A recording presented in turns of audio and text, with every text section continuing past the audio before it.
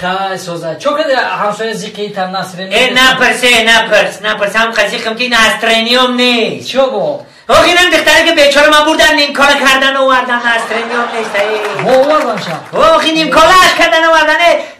خیلی بچه زنگی ایلانم بوم برم بگم خطا نمیکنم انا دختر کلانیم ریزایم وای صبرینا جونم خریزایم که بله با آب روشو کن رفت تمام دنیا در شناختنشه تمام ولایت در کلامش میدونیا دختر جانم خیلی کمش میندارم وای صبرینا جانم اینا می دختری دیمگی نزدیک هستم که بردن میبرن این کلا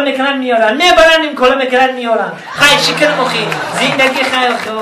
خیلی نصیبه نه حال میشه ناز میشه شروع که گم ناز میگیره شکران خیلی اخی راست میگی اینا با خواستگاریش آمدن بم بگیره میگه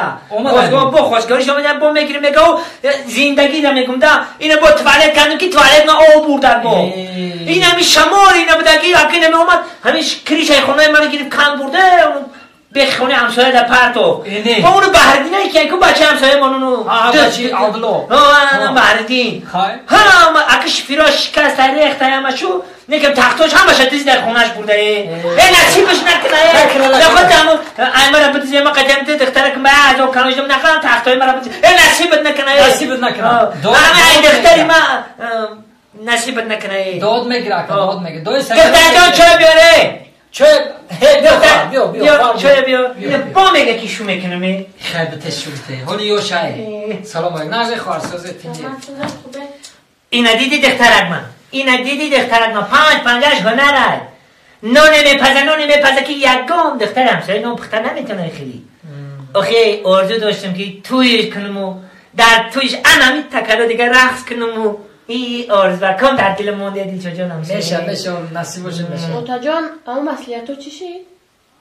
کدام مسئولیت؟ گفتم کو این هم یا بچه هم را میگیرم همون این هم که را میتر همون اسفندیار؟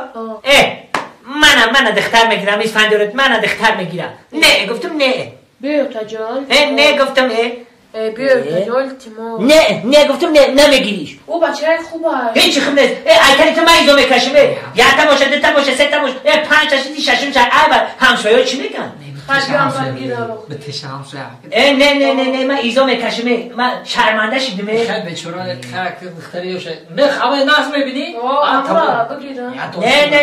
نه گفتم نه بیا جان بیا اوکی دختر جان نه او دیلکم در تو میسوزه او نمیخوام که بابو برن و تو با هم خیلی نیم کلت کنن و گردونده بیارن